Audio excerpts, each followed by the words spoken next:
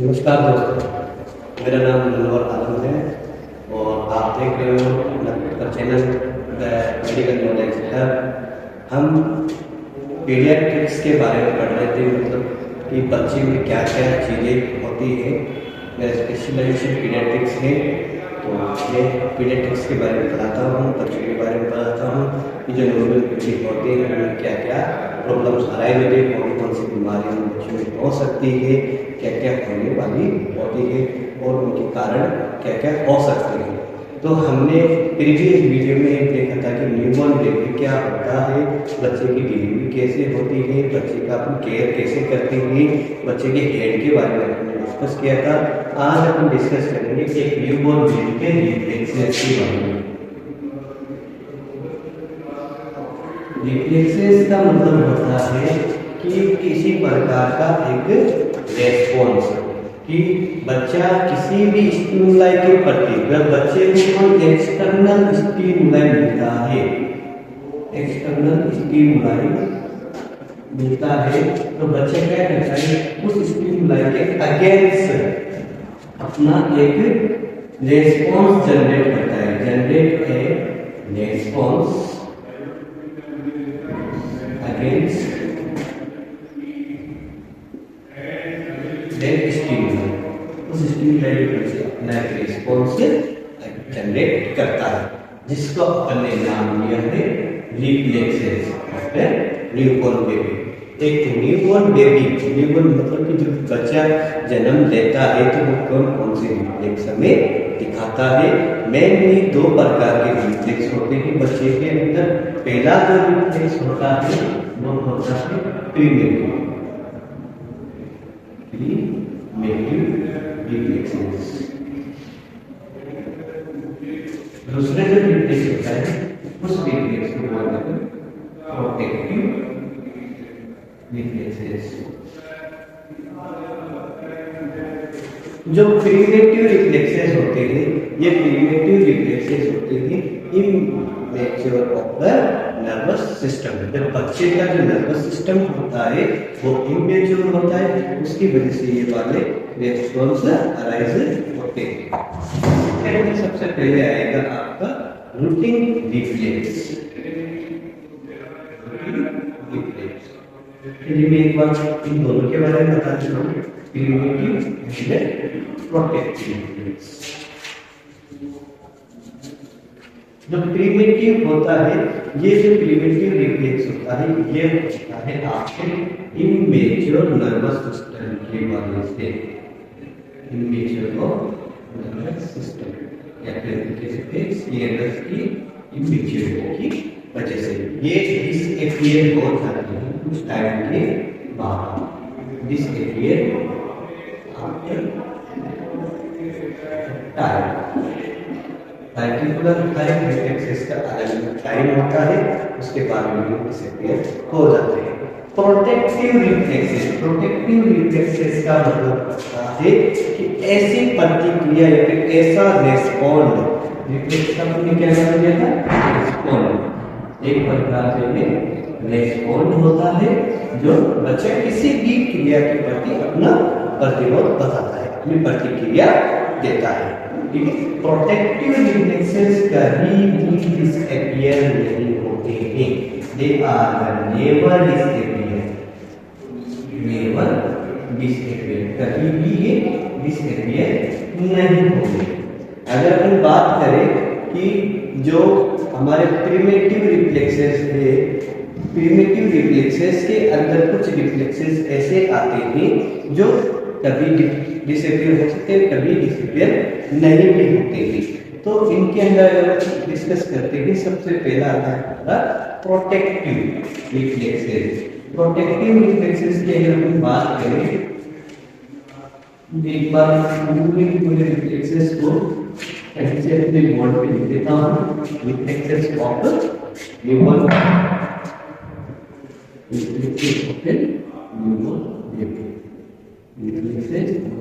Response दो प्रकार के हो गए। कौन से? पहला टाइप हो गया आपका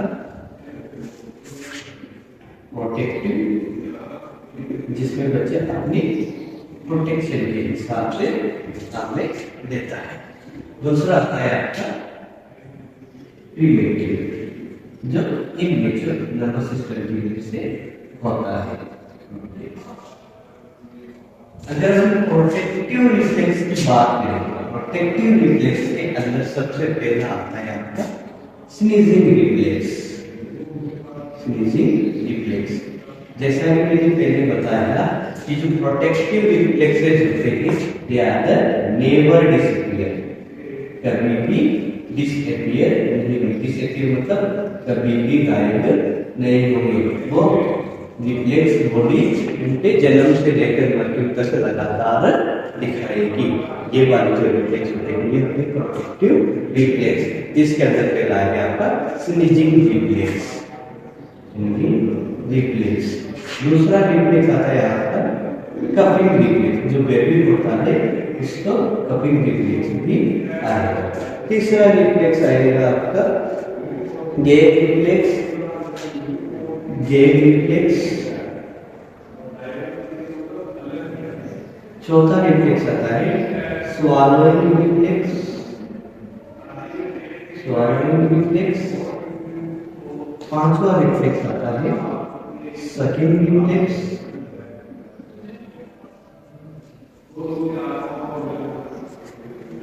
सातवां रिफ्लेक्स आता है ब्लिंकिंग रिफ्लेक्स। Blinking reflex. आठवां आता है क्लेवेलर रिफ्लेक्स। नौवां आता है पैराशूट रिफ्लेक्स। ये वाले जो रिफ्लेक्स है ये कभी भी डिसएक्टिवेट नहीं होंगे।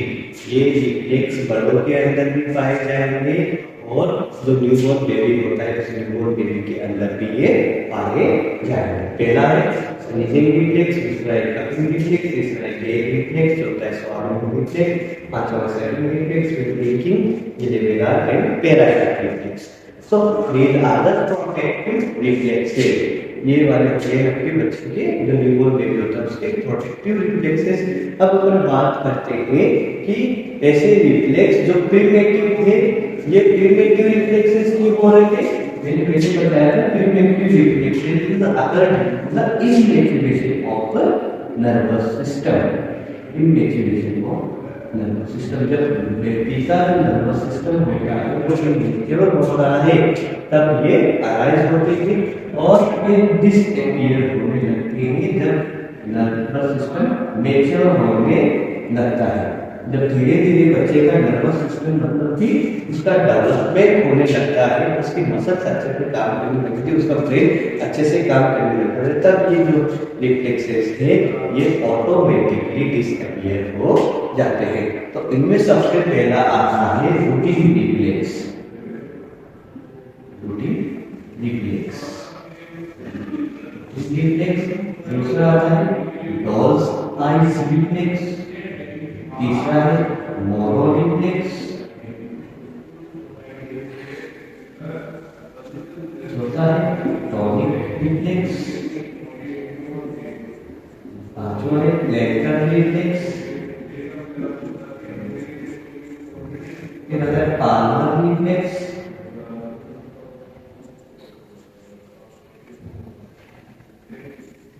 पाल्मर रिफ्लेक्स के बाद में पाल्मर रिफ्लेक्स के बाद में आता है लेविन्स्की रिफ्लेक्स। लेविन्स्की रिफ्लेक्स। लेविन्स्की के बाद में आएगा आपके पीज रिफ्लेक्स। पीज रिफ्लेक्स। देन आता है डांसिंग रिफ्लेक्स। Dancing reflex. इस प्रकार से बहुत सारे ऐसे रिफ्लेक्सेस हैं जो आते हैं। डांसिंग रिफ्लेक्सेस के बाद में स्टार्टल रिफ्लेक्स भी होता है।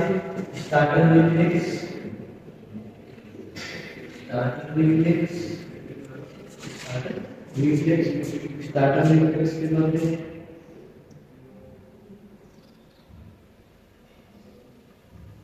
so these are the reflexes होते हैं न्यूबॉर्न बेबी, और भी बहुत सारे रिफ्लेक्सेस होते हैं। जब अपन डिस्कस करते हैं सबसे पहले प्रोटेक्टिव रिफ्लेक्सेस के बारे में। प्रिवेंटिव रिफ्लेक्सेस कौन से हो गए? प्रिवेंटिव रिफ्लेक्सेस हो गए आपके सबसे पहले तो रूटीन रिफ्लेक्स, रूटीन रिफ्लेक्स, फिर डॉल्फाइन रिफ्लेक्स, डॉल्फाइन रिफ्लेक्स के बाद में फोरो रिफ्लेक्स, कॉर्निक रिफ्लेक्स, फिर प्लांटर रिफ्लेक्स, फिर पार्टनर रिफ्लेक्स, फिर devil's reflex, freeze reflex, dancing reflex and starter reflex. ये हो गए टोटल रिफ्लेक्स ओपन न्यूबॉर्न। एक नया बच्चा किसी भी स्टिमुलाई के प्रति ये सारे रिफ्लेक्स जनरेट करता है, जिसमें प्रोटेक्टिव भी होते हैं और प्रिवेंटिव भी होते हैं। एक बच्चा मल्टीपल रिफ्लेक्सेस भी शो अप कर सकता है। तो आज भी अपन डिस्कस करेंगे प्रोटेक्टिव रिफ्लेक्सेस के बारे में। प्रोटेक्टिव रिफ्लेक्सेस के बारे में डिस्कस करेंगे। तो प्रोटेक्टिव के अंदर सबसे पहला आता है स्नीजिंग रिफ्लेक्स। जो स्नीजिंग रिफ्लेक्स है, जैसे मैंने बताया, ये कभी भी डिस्क्रिमिनेट नहीं होता है। स्नीजिंग का मतलब होता है नॉर्मली छींकना। जैसे अपन छींक लेते हैं ना, तो छींकना जिंदगी भर का हमारा प्रोसेस होता है। किसी भी स्टिमुलाई, जब हमारी नेजल कैविटी में, जब हमारी नेजल कैविटी को कोई भी चीज बोले तो चीज, कोई भी वस्तु या फिर कोई स्टिमुलाई, कोई एजेंट पैथोजन कोई भी हमारे नेजल कैविटी को डिस्टर्ब करता है, तो उसके प्रति हम लोग क्या करते हैं? एक स्नीजिंग प्रोवाइड कराते हैं। ठीक इसी प्रकार से जब बच्चे की नेजल कैविटी के अंदर कोई स्टिमुलाई आता है या फिर उसकी नोस्ट्रिल्स में किसी प्रकार की स्टिमुलाई दी जाती है, फॉर एग्जांपल अगर किसी प्रकार का कोई, हम लोग खेल कूद के अंदर देते हैं ना कि एक जो पंख होता है नाक के अंदर डाल के जानबूझकर छींक दिलाने की कोशिश करते, कोई सो रहा है तो उसके नाक में पंख डाल दिया, तो वो होता है स्नीजिंग रिफ्लेक्स। इसके अंदर जो पंख है ना, पंख एक प्रकार का स्टिमुलाई होता है।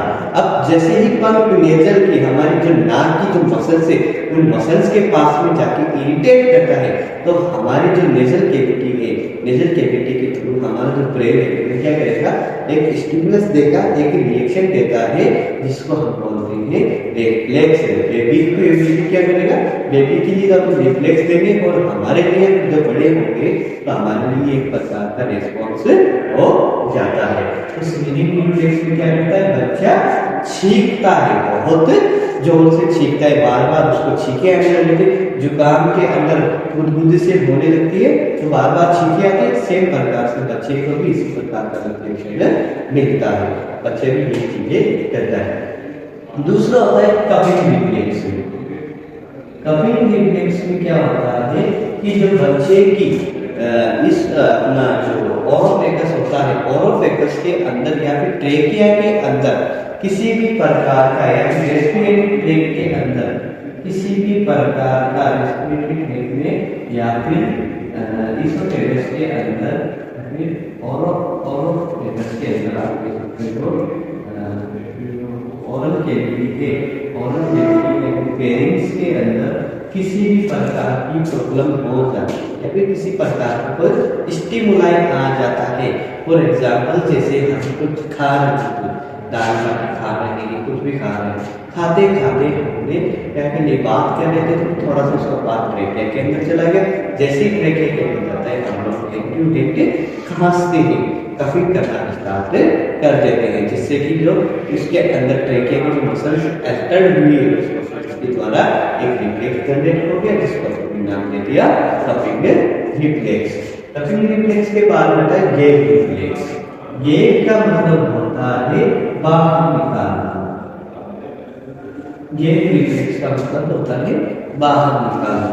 अक्सर जो न्यूबॉर्न बेबीज होते हैं उनके अंदर ये रिफ्लेक्स पाया जाता है। ये एक इनवॉलंटरी रिफ्लेक्स भी हो सकता है और वॉलंटरी रिफ्लेक्स भी हो सकता है। गैग का मतलब जनरल वोमिट करना, मतलब उल्टी करना। हमारे अंदर भी होता है, कभी कभार हम 2 किलो दाल बाटी चूरमा खा लेंगे या फिर इतना सारा पानी पीने के ऊपर से बहुत सारा खाना खा लिया तो हमें क्या लगेगा, ऐसा लगता है कि हम वोमिट कर रहे हैं। वो वोमिट ही एक प्रकार का गैग रिफ्लेक्स होता है।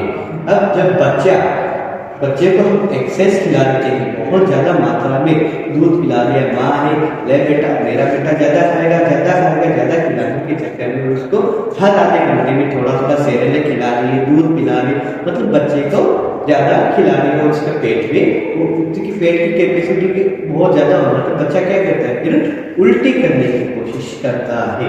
तो उस उल्टी को ही हमने बोल दिया ये रिफ्लेक्स, ये ऑटोमेटिकली हो जाती है, उल्टियाँ ऑटोमेटिकली हो जाती है क्योंकि हमारे इसोफेगस होता है, इसोफेगस और स्टमक के बीच में अंदर दो स्फिंक्टर पाए जाते हैं। एक तो होता है इसको बोलते हैं कार्डियक स्फिंक्टर, दूसरा यहाँ पाया जाता है इसको बोलते हैं इकोइड स्फिंक्टर, जो हमारे हाफ ऑफ इसोफेगस में पाया जाता है। ये जो स्फिंक्टर होता है इसकी वन साइडेड ओपनिंग होती है, इस प्रकार से इनकी ओपनिंग होती है, मतलब कि ये एक लोग नहीं हो सकता। लेकिन क्या होता है जब ज्यादा हो जाता है हमारे स्टमक की जो कैपेसिटी, इसकी कैपेसिटी अगर 0.5 मार्क्स के बच्चे की कैपेसिटी 0.5 अगर दे और अगर आप इसके अंदर 5 ml भर रहे हो तो मतलब पूरा का पूरा स्टमक भर रहे हो। अब बच्चे के अंदर इतनी कैपेसिटी जो खाना होता है वो पेट में होता है, वापस से वो वॉमिट करना शुरू कर देता है। जब बच्चा वॉमिट करता है उसी को बोलते हैं गेग रिफ्लेक्स। गेग रिफ्लेक्स के बाद में आता है swallowing reflex, swallowing reflex, swallowing reflex. Swallowing reflex का मतलब होता है कि जब बच्चे के माउथ के अंदर कोई भी चीज रखी जाती है तो बच्चा उसको निगलता है, ठीक है। हम भी जब खाना खाते हैं खाने को अच्छे तरीके से मेस्टिकेट करते हैं, उसको चबा लेते हैं, अच्छी तरीके से चबाने के बाद उसको निगल जाते हैं, तो ये चीजें भी यही रिफ्लेक्स होता है जो स्वॉलोइंग रिफ्लेक्स, हम इसको रेस्पॉन्ड बोल देंगे। और यहाँ पे स्टिमुलाई क्या होगा बच्चे के लिए, बच्चे के लिए स्टिमुलाई होगा उसकी मदर का मिल्क, या फिर हम जो बच्चे को जो चीजें खिला रहे हैं, लैक्टोजन खिला रहे हैं या फिर किसी भी चीज जो भी चीज खिला रहे हैं बच्चा उसको निगल रहा है, मतलब कि जब हम भी ये चीज परमानेंट पाया जा रहा है, हम भी कोई भी चीज खाते तो उसको निगलते ही, ठीक है। तो स्वॉलोइंग रिफ्लेक्स में बच्चा क्या होता है किसी भी चीज को निगलता है, हम तो टेस्ट के हिसाब से उसको बाहर निकाल देते हैं, बच्चा भी क्या करता है उसको वॉमिट करता है, ज्यादातर निकलता नहीं है। देन आता है sucking reflex, sucking reflex. Sucking reflex का मतलब होता है कि जब बच्चा अपनी मदर के निप्पल को टच करता है या फिर उसकी मदर के निप्पल को उसकी माउथ में रखती थी तो उसकी माउथ में रखने पर बच्चा क्या करना स्टार्ट कर देता है, उसको चूसना स्टार्ट करता है ताकि बच्चा अपनी मदर के बिल को इफेक्टिव करवा सके, इरेक्ट करवा सके। जैसे बच्चा सक करता है तो मदर का जो ब्रेस्ट मिल्क है वो बाहर आता है, जिसकी वजह से बच्चे की जो हंगर नीड है वो पूरी हो जाती है। नॉर्मली हम लोग भी क्या करते हैं आइसक्रीम वगैरह को पूछते हैं, बहुत सारी आइसक्रीम हो गई और इसके बाद में आता है ब्लिंकिंग रिफ्लेक्स। ब्लिंकिंग रिफ्लेक्स के बाद ब्लिंकिंग रिफ्लेक्स में क्या होता है कि बच्चा अपनी आंखों को बार-बार झपकाता है। ये रिफ्लेक्स हमारे अंदर भी है, जब मैं वीडियो बना रहा हूँ पता नहीं कितनी बार मेरी पलकें ऑटोमेटिकली झपकी है, ठीक है। पलक न झपकना ही रिफ्लेक्स कहलाता है, ठीक है। अब इसमें स्टिमुलाई कुछ भी हो सकता है, स्टिमुलाई लाइट भी हो सकती है या फिर कोई पैथोजन या फिर कोई भी किसी भी प्रकार की कोई भी चीज जो हमारी आंखों को डिस्टर्ब कर सकती है, हमारी स्टिमुलाई में ऑटोमेटिकली पे हमारा कंट्रोल नहीं होता है, ये इनवॉलंटरी होती है, इनवॉलंटरी मसल से आगे पाई जाती है जिसपे हम अपना कंट्रोल नहीं कर सकते। अगर कोई कहते हैं कि मैं अपनी आंखों की पुतलियों को एक जगह रख सकता हूँ तो वो ज्यादा देर तक नहीं रख सकता, ज्यादा देर तक 2 मिनट 5 मिनट 10 मिनट तक बंदा पुतलियों को एक जगह रख सकता है, ज्यादा देर तक अपनी आंखें नहीं रख सकता। एक बार तो उसको अपनी जो आईलिड्स होती है आईलिड्स झपकानी पड़ती है, तो बच्चा क्या करता है अपनी आईलिड्स को झपकाना शुरू करता है, लगातार करता रहता है। देर आता है ग्लेबेलार रिफ्लेक्स। जो ग्लेबेलार रिफ्लेक्स होता है ये भी एक प्रकार का आई रीड से रिलेटेड होता है, लेकिन आई रीड से रिलेटेड कैसे होगा कि जो गलेबेला रीजन है, गलेबेला रीजन का मतलब ये होता है कि ये बच्चे भी दोनों आके ही, ये बच्चे भी दोनों आके ही, ठीक है, आंखों के बीच का जो स्पेस पाया जाता है, यहाँ पे जो स्पेस पाया जा रहा है, मीन्स ये जो दोनों आईब्रोज के बीच का जो स्पेस है, इस स्पेस को बोलते हैं गलेबेला। दोनों आईब्रोज है, बच्चे की आईब्रो आ गई, इस आईब्रो के ऊपर बीच का, इस आईब्रो के आसपास का जो रीजन है, दोनों आईब्रो के आसपास का जो रीजन है, इसको बोलते हैं गलेबेला। क्या बोलते हैं इसको? गलेबेला। इस गलेबेला पे अगर अपन टेप करते हैं बच्चे के गलेबेला पे, नॉर्मली आप भी करके देखिए, जैसे आपने टच किया, जैसे आपने टेप किया, आपकी जो आंखें ही जो आईलिड्स है वो ऑटोमेटिकली बंद होती है। जैसे टेप करोगे ऑटोमेटिकली बंद हो जाते हैं, इसको बोलते हैं गलेबेला रिफ्लेक्स। देन आता है पैराशूट रिफ्लेक्स। पैराशूट रिफ्लेक्स,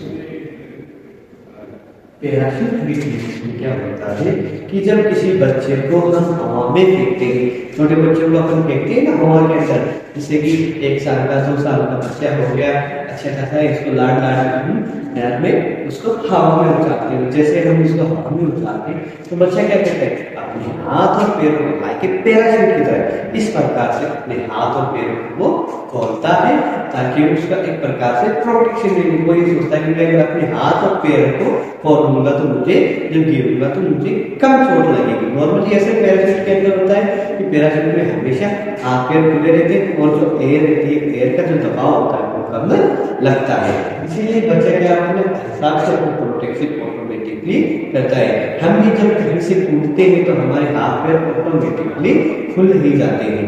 तो ये होता है पैराशूट रिफ्लेक्सेस। तो ये सारी जो अभी मैंने जो रिफ्लेक्स बताए आपको, ये होते हैं एक बच्चे के प्रोटेक्टिव रिफ्लेक्सेस। उम्मीद करता हूँ कि आपको ये रिफ्लेक्सेस समझ में आ गए होंगे। अगर समझ में नहीं आएंगे तो आप मुझे कमेंट करके बता सकते हैं कि मुझे ये चीज़ समझ में नहीं आई, तो मैं आपके लिए वापस से मेहनत करूँगा और हो सकता है कि वापस से वो समझा दूँ मैं आपको, या फिर कमेंट में आपको कमेंट सेक्शन में चीज़ें मैं आपको बता दूँ। प्लीज़ दोस्तों, आपसे आग्रह करता हूँ कि मेरी वीडियो को लाइक और शेयर कीजिए। इससे एक मोटिवेशन मिलता है कि मैं मेरे आपके लिए कर रहा हूँ।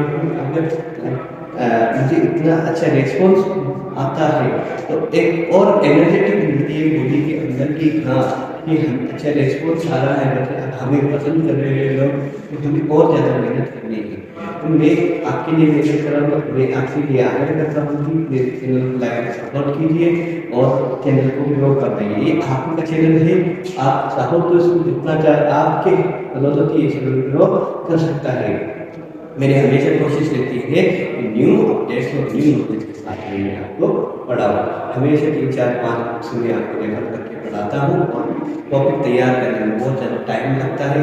मैं अपनी वीडियो रेगुलर नहीं डाल पाता हूँ, इसलिए आपसे रिक्वेस्ट है कि आप चैनल को ग्रो कराएं, लाइक एंड शेयर करें। Thank you very much.